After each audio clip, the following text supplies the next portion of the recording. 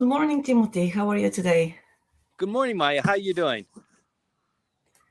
I'm fine, thank you. You look great. The scenery behind you is wonderful. Yes, you ready for the dance? I'm ready for the dance. I'm ready for the briefing. Beautiful day today. Great. That's good to know. So here we go. Okay, let's Oh, go.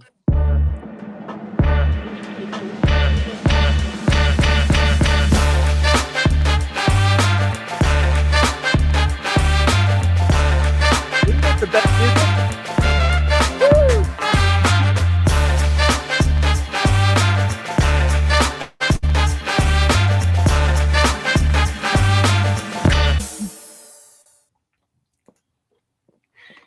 okay, I cannot see you on screen. Oh, all right, good. I thought that your sunglasses were like what was that? The invisible cloak of Harry Potter?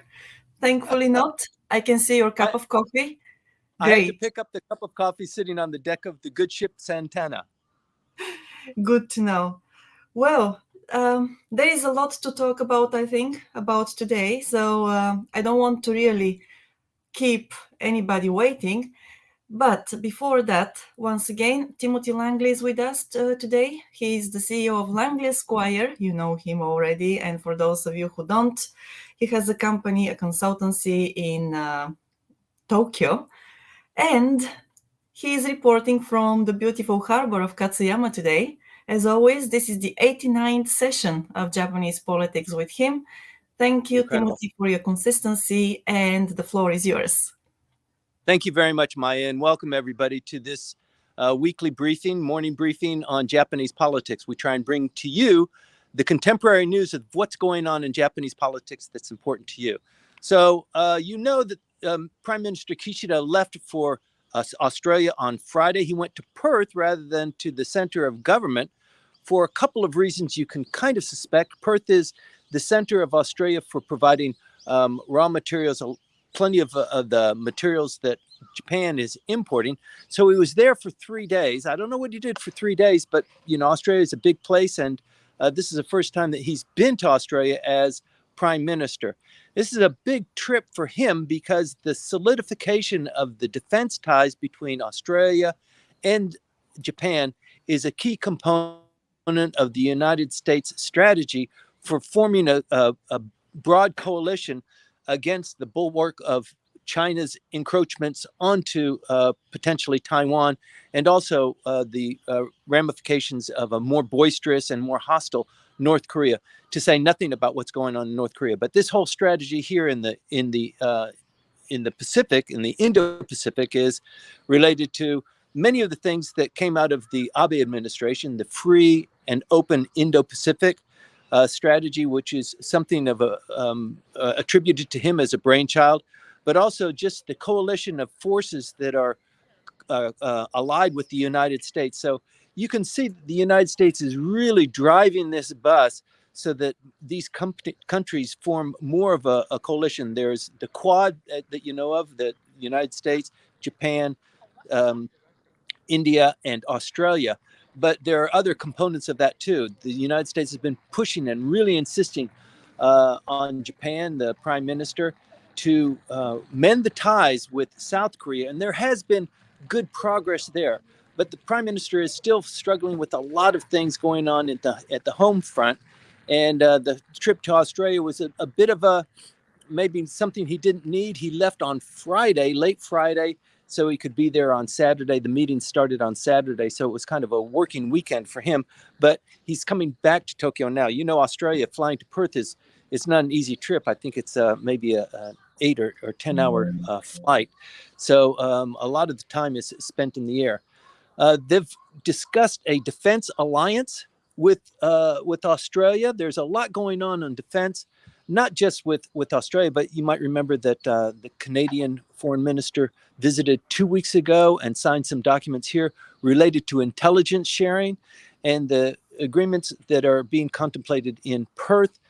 We don't have firm details on what the complete details are, but it is related to sharing defense capabilities, to having defense capabilities that are compatible, and also importantly, to have an ability for Japanese forces to train in Australia and for Australian forces to train in Japan. This is a huge deal.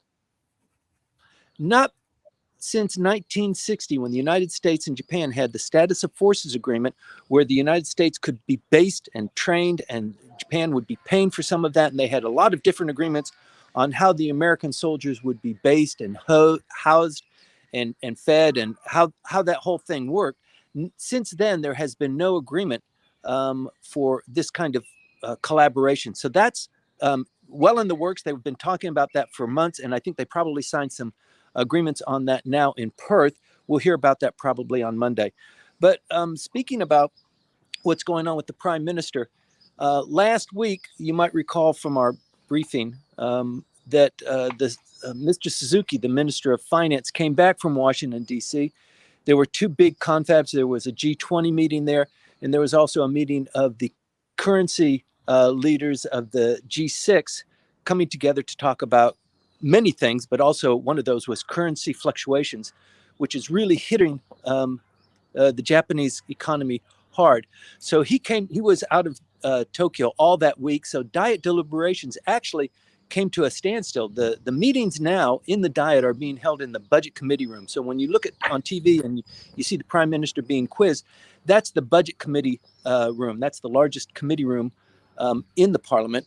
And it's probably one of the most used, although all of them are used all the time. This one has, it's 2 floors. It's got a alcove for spectators, for people who have been invited to view the proceedings, and also stations for each of the news stations to have their cameras and to report from there. So that whole week was supposed to be off, except for the provocations from North Korea and the opposition's insistence that the Kishida administration come into the Diet and answer questions about what they're doing about the defense capabilities and what they're going to do about the latest provocations from North Korea. So there were 2 days of hearings. The Minister of Defense was on the hot seat then, and then it started back on Monday. The Prime Minister was on the hot seat Monday, Tuesday, Wednesday, Thursday, Friday.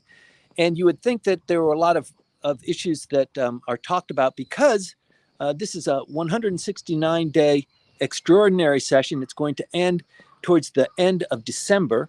There are only a certain number of days that they can meet. We have been told that Mr. Hagiuda, who is the policy affairs chief within the LDP, he is the one that's monitoring and managing the bills that are going into the Diet for submission and consideration, that 20 new bills would be considered, and some of them are being argued and passed right now. There was one that was passed just on Friday dealing with, what was it dealing with? I'll come to it later. But the meetings this last week were dominated by Unification Church. So Unification Church still is really eating at the Prime Minister, and a lot of new revelations have come out in line with these questionings. So the person that's really in the biggest kind of danger zone is Yamagiwa Sensei. He is from the Kanagawa Prefecture. He's in the lower house. And his explanations, he's in the cabinet for economic revitalization. So he's very close to Mr. Aso and in the Aso faction. So he was one of the components of the Aso distribution when Mr. Kishida distributed the cabinet positions. And it came out as the cabinet was being named, the Unification Church and the reason for the assassination of the Prime Minister. And then this investigation began on the Unification Church and the ties with different members of the LDP. And in that process, it came out that most of the kind of connections, the reliance on the Unification Church were on the Seiwakai, former Prime Minister Abe's faction, Seiwakai. But there were also other members of the parliament, including the Speaker of the House, who have been implicated. So Mr. Motegi, who is the Secretary General of the LDP, insisted that all members of the LDP submit a 1-page explanation of what their involvement is with the Unification Church and signing a declaration, they will remove themselves from that. He received that from almost everybody. There were a couple of people who gave the explanation, but said that they're not going to sever their ties.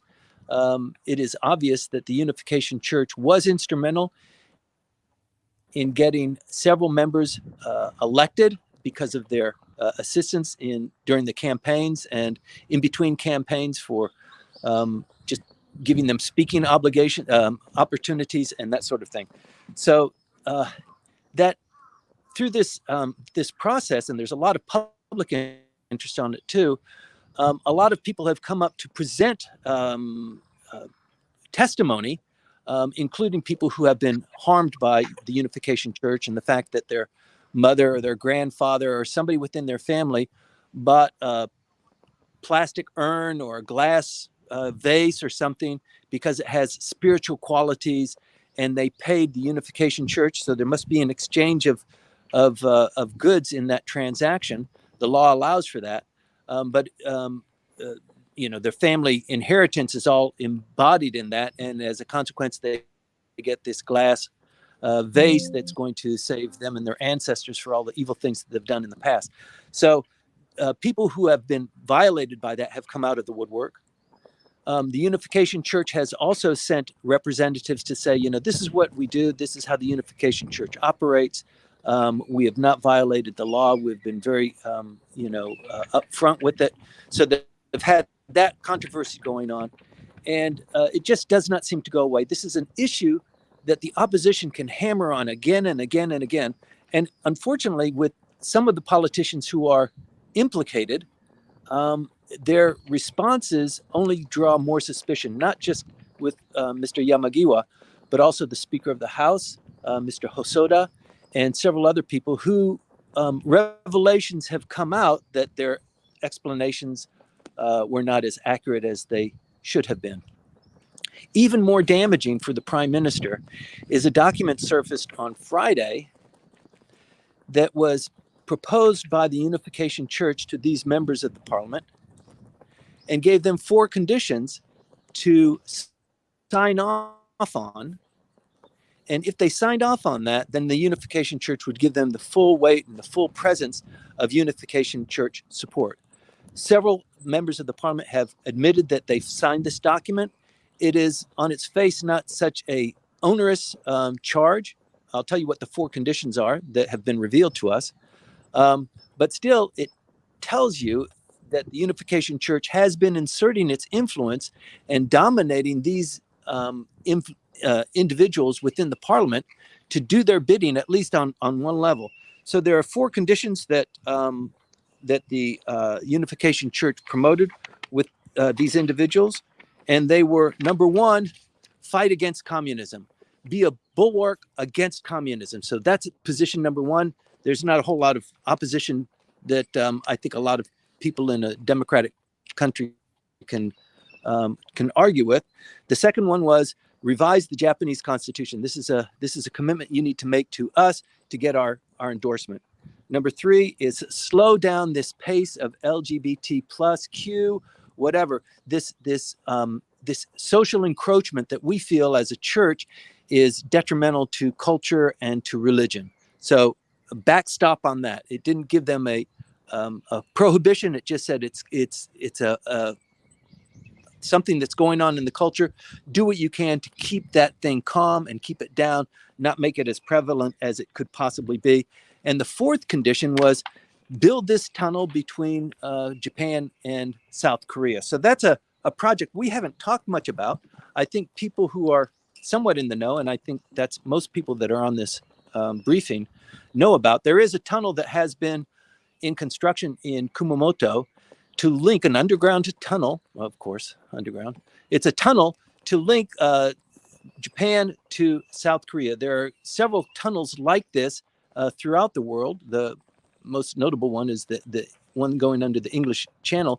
So the technology is there. This tunnel has been under construction on and off again for about 15 years. So it hasn't received full endorsement.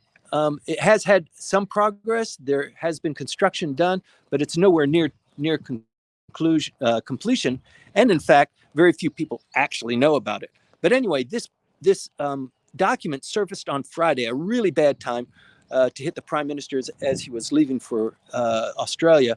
But you're going to hear more about that on Monday, Tuesday. So the other things that are going on within the diet, there are 20 bills to be considered, and a supplementary budget, and the preparations for the budget for next year. So it's a very busy season, but the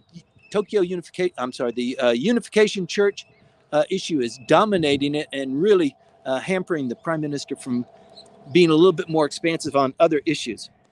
We'll continue to report on that, but in the meantime, the prime minister is hammered at home. He's got less than a 30% approval rating, and this is really a dangerous thing for any prime minister. When your approval rating falls below 30%, that means that your disapproval rating is hovering around 50%.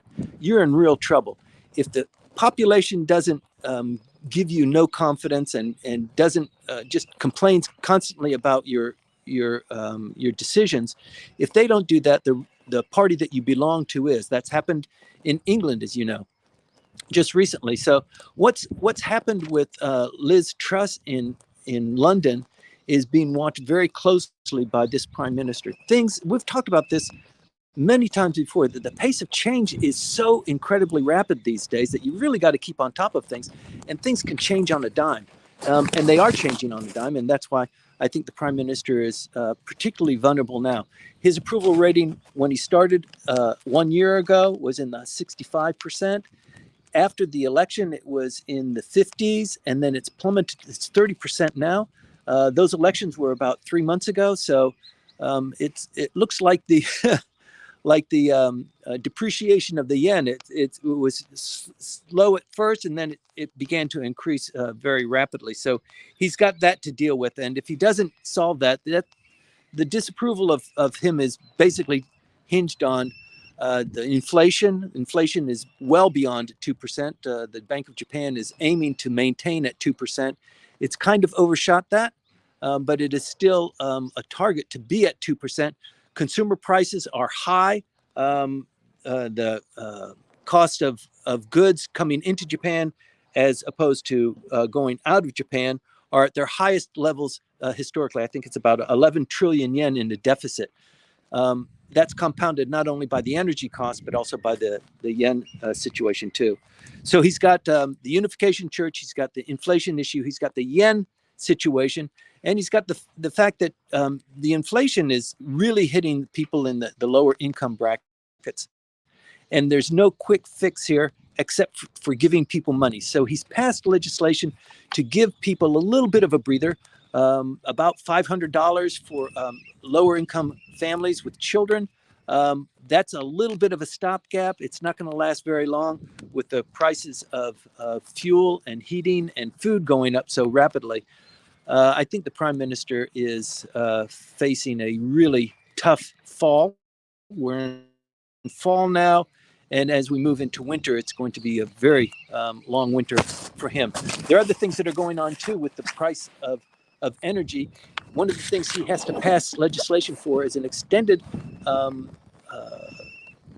supplemental subsidy for fuel costs. That's not just petroleum for cars, but also for heating oil and that sort of thing. That's in the legislation, that's in discussions now. He wants to pass a supplemental budget. What was the number there?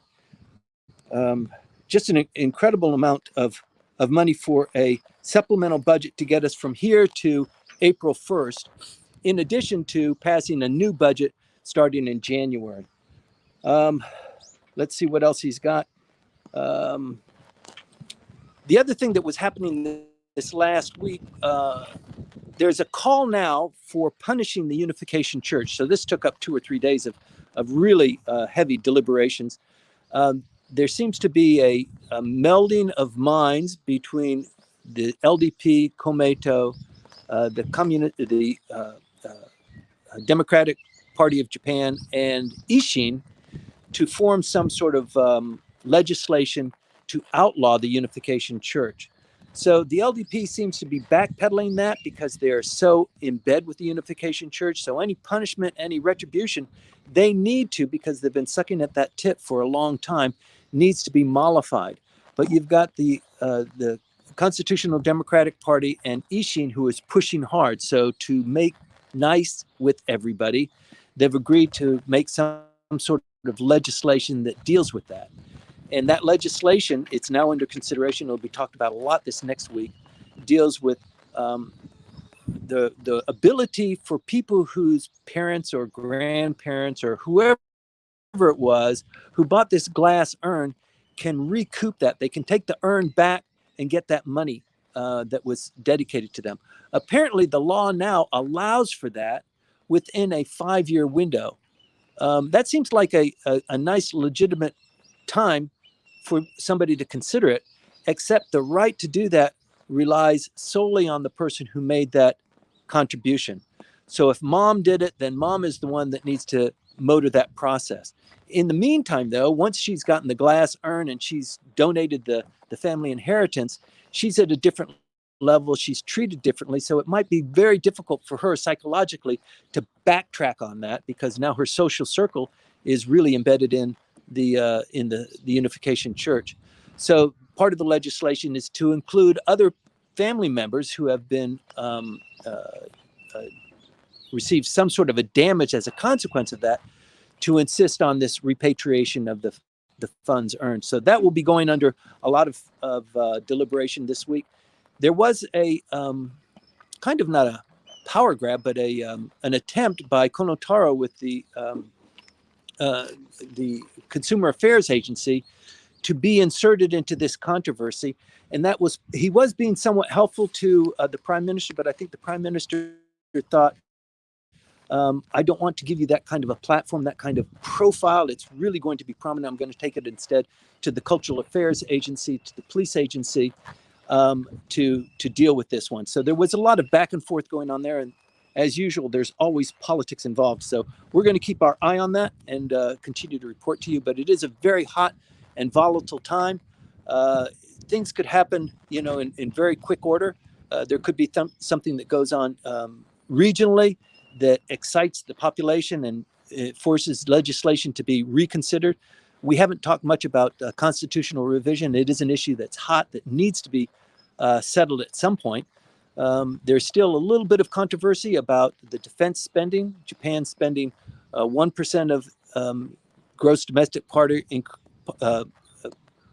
gross domestic funds to go to 2% of GDP. That has already been accepted by the population, and now it comes how that will be spent, who will be spending it, and how is that paid for. So there's controversy now going on with a tax increase for paying for that, because one way to receive that money is to diminish other areas of the economy, but it's very difficult to do. About 23% of it is spent on just social welfare. 1% is being spent on defense. That's being pushed up to 2%. And so something's got to give. And I think ultimately what's going to happen is the tax agency is going to tax corporations. So corporations are paying more for that. But in the meantime, other people are saying, look, if defense gets a boost of 100% in their spending, we deserve something too. So there's a lot of clamoring going on, and not everybody's happy with how that distribution is being made, especially with regard to paying higher taxes. The yen took a huge tumble. It's something it's almost historic what's going on now. In 1990, the yen hit 145 yen to the dollar, and the Japanese authorities, it wasn't quite a panic, but they did intervene. They spent about, 2.8 trillion yen to intervene in the market. They purchased yen in that amount, and that brought the yen back down from 145 to 140 yen to the dollar. That was done in 1990. There has been no intervention since then, except for last month. On September 22nd of last month, the Japanese government intervened again. Similarly, they invested several trillion yens, 2 trillion yen, to purchase yen and boost the value there. And the yen fell down for about 4 days, 3 days, and then went back up and then surpassed the level it was at then. That was a month ago. And now this last week, the yen broke through 150 yen to the dollar. And the pace of change is really remarkable. If you can see a graph of it, it's really skyrocketing, and it's scaring the bejesus out of Japanese policymakers, particularly since they had this conclave in Washington, D.C., not just 10, 15 days ago. The markets closed on Friday. I think the yen was about 150.9, and markets closed. And then in New York, because the markets are there open longer, it went past 151, and there was an intervention. And the yen fell within 4 hours. It fell 5 yen. So we don't know at this point what that intervention was. But if in September they spent $19 billion to purchase yen, and that had a 5 yen impact. You can just speculate now, we'll know about it later because the figures will come out, that for it to fall 6 yen, to appreciate 6 yen in a couple of hours, who knows how much billions of dollars that took. And one just has to scratch their head and wonder, where is this money coming from? The Japanese government aggressively purchasing yen to shore up that market, and how long will that last? So the markets are being closely watched. I think this next week will be really important. Take a look, keep your eye on what's going on with the yen. It could go to 160. It could even go higher than that. Intervention, as we will find out this next week, is like eating Chinese food. You're hungry again in the next 20 minutes. So it looks like that's what's going to happen. Like I said earlier, the trade deficit is at a historic high. It is at 11 trillion yen at a deficit. It's never been that high. And the wholesale prices are up 9.6% from this month last year. So the Prime Minister and the Minister of Finance and also the Bank of Japan, Mr. Kuroda, are all very much in the news and under the gun. There'll be some breaking news I expect this week. The other thing that happened late Friday was legislation on 1010. 1010 is the short phrase to describe what the Supreme Court held as a state of unconstitutionality when people make their votes for national office. So the vote disparity for people who lived in the cities compared to the people who lived in the rural areas was just so high because so many people were flooding into the cities. Their vote, for every vote that was cast in a regional area where people are leaving, their vote had a proportional weight of about 1.5. And the people in the cities, it required 2.5 for them to compensate for that. So that means that the people who were living in the cities, their vote carried less weight than the people in the rural areas. And this has been challenged for the last 15 years. The Supreme Court instructed the government to gerrymander to fix this. There've been a lot of foot dragging because so many people are going to be negatively affected for that. You've got an election district that you ran in, that your father ran in, that your grandfather ran in, and now the lines are being dissolved and they're being redrawn. There are more people that are going to be in that were in a different district than you've traditionally had. You have to develop those relationships. It's a very, very daunting task for members of the parliament, and some won't survive. There are many people who survive an election here just by the skin of their teeth. And so missing out on a Unification Church support, missing out on Komeito support, because Komeito is mad at you for having now publicly supported the Unification Church, their arch enemy. And in addition to that, the redrawing, the gerrymandering that has been insisted on by the Supreme Court for the last 7 years, and finally they're getting around to it, now is going to impact you as well. So the next election, there's not one scheduled for another 3 years, but if there's something that's going on with the prime minister, a closing of the House, or maybe a dissolution, there will be an election, and I'm pretty certain that there'll be an election before 3 years. That's for sure, with everything else that's going on. So this 10-10 has been resolved. That means there are 10 rural areas that will constrict and maybe lose a House seat. And there are 10 areas in the populated areas, Kanagawa, Tokyo, Osaka, who are going to increase in numbers. So their lines are going to be constricted, or they're going to have an additional seat assigned to them. So what that means is that of the single seats that are affected here, there are 289 of the 465 that are affected by this 10-10 redistribution. And there are about 170 that are in the proportional representation that will also be affected. So there are, let me see.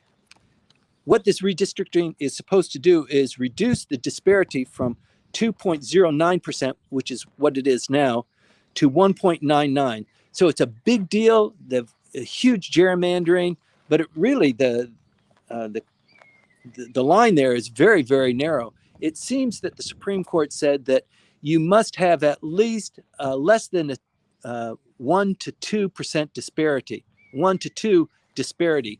That means the vote in one region cannot count beyond 2 in another district. So they've gone from 2.09 to 1.99. So that you can see that there has been some very clever, very scientific crafting here to keep it just under the 2%.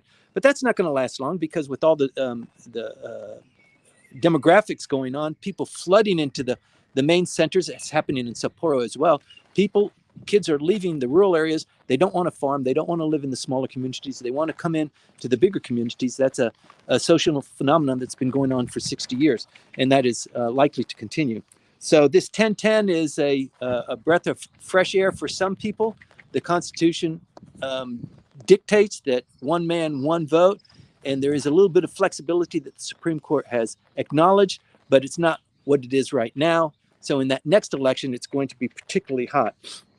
Finally, I want to touch on North Korea. We talked a little bit about North Korea and the firing of the rockets last week. There were 3 firings.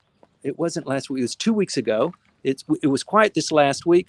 2 weeks ago, there were 3 firings in 1 week. There were 2 ballistic missiles that were fired, 2 hypersonic cruise missiles that were fired. One did an oval and one did a figure 8 in the atmosphere, collectively flying more than 20,000 kilometers. And that puts Guam, it puts Okinawa, that puts all of Japan within the range of these cruise missiles. And then on Friday, they fired a ballistic missile. And interestingly enough, they fired artillery shells, about 490 artillery shells out both sides. So some landed in the Sea of Japan between North Korea and Japan, and the other fell on the other side of the peninsula. And this was as I didn't quite understand it last week when we reported on it, but it turns out that there was an agreement in 2018 between North Korea and South Korea to cool down tensions. And for any firings or any kinds of provocations, they would be limited to a certain amount in a certain kind of area. And the artillery firings were all harmless. The ones that were in the firing towards the Japan coast, but landing in the water, were all harmless. But it was a show of force that North Korea wanted to show to South Korea how displeased they were with the annual military exercises that are done jointly with the United States. So these provocations now, it's a kind of a violation of that agreement. That agreement was called the 2018 Comprehensive Military Agreement between North Korea and South Korea. And now that that has been violated, it looks like the doors might be open. That was in protest to the United States and South Korea's annual Hoguk exercises, which included the the aircraft carrier as well, and a lot of provocations, admittedly by the United States as a show of force, for North Korea to mind their manners and to not be as provocative. That's basically it, Maya, for my initial briefing. I'd like to take questions from the Clubhouse audience now, but I appreciate having the opportunity to talk about what's going on in Japanese politics.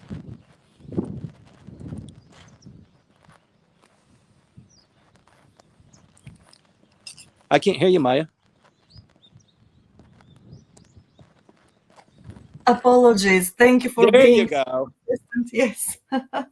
Okay, we have quite a few questions and comments on Clubhouse as well. So without any falling off board, please, yes, please move there too, so that we can continue the conversation. Thank you, and see you on the other side. Great. Thanks, everybody, for tuning in. Okay. See you next week.